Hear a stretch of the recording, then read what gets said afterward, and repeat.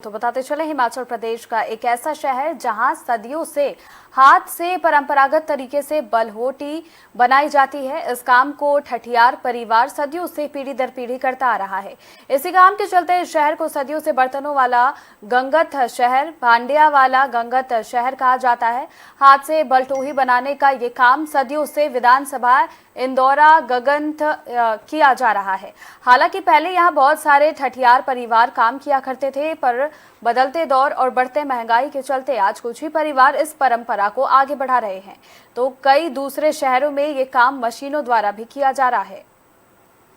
तो मतलब गैलरी है ना फोटो मेरी ये नहीं आनी थी कोई कि आप बलटोई के बारे में पूछ रहे हैं। तो बलटोई जो है वो आपको पता है ये ढलाई से बनती है और इसके मिट्टी के सांचे तैयार किए जाते हैं। तो ये दो भाग में बनती है, मिट्टी का सांचा बनाया जाता है, ऊपर वाला भाग और नीचे वाला भाग।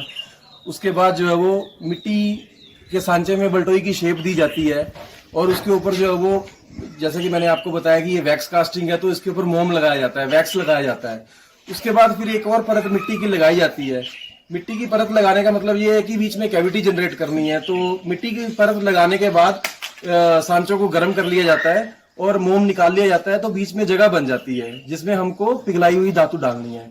उसके बाद मिट्टी के सांचों को भट्टी में पकाया जाता है, जैसे मिट्टी का बर्तन पकाते हैं। जब वो पूरी तरह पक जाता है, लाल हो जाता है, तो उसको बाहर निकाल लिया जाता है। उसमें धातु जो है वो पीतल को पिघला के डाला जाता है।